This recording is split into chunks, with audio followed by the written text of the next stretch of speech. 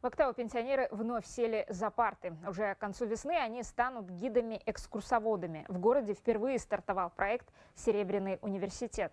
Пожилые люди будут учиться новым профессиям, осваивать цифровую грамоту и применять свои знания на практике.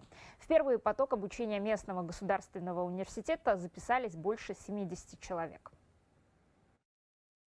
Людмила Кулешова в свои 85 лет снова села за парту. Через определенное время она станет гидом-экскурсоводом. С ее богатым жизненным опытом ей есть что рассказать о Мангыстау. Здесь она прожила больше 50 лет. Работала начальником станции космической связи «Орбита», а также главным инженером на областном телевидении. Со съемочными группами женщина посетила районы и почти все села области. Сейчас она на лекциях по составлению экскурсионного маршрута. Это расширит мой кругозор, понимание.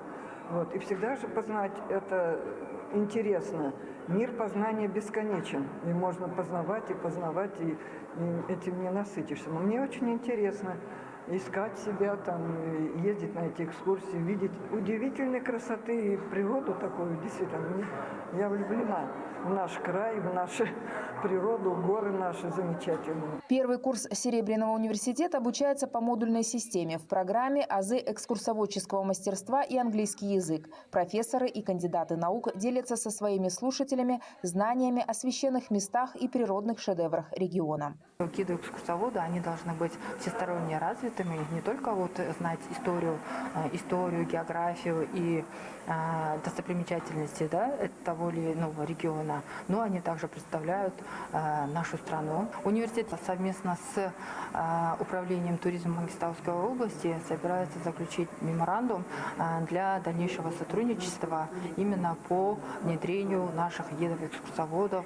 на рынок труда. В акимате области подчеркивают, грамотные специалисты, независимо от их возраста, всегда востребованы. Количество туристов растет с каждым годом. Только до октября прошлого года Мангыстау посетили свыше 325 тысяч человек. Для продвижения туристического потенциала области разработан специальный план. В его рамках обучили 45 гидов и экскурсоводов. Среди гидов-экскурсоводов, обучавших и получивших сертификаты, есть и пенсионеры.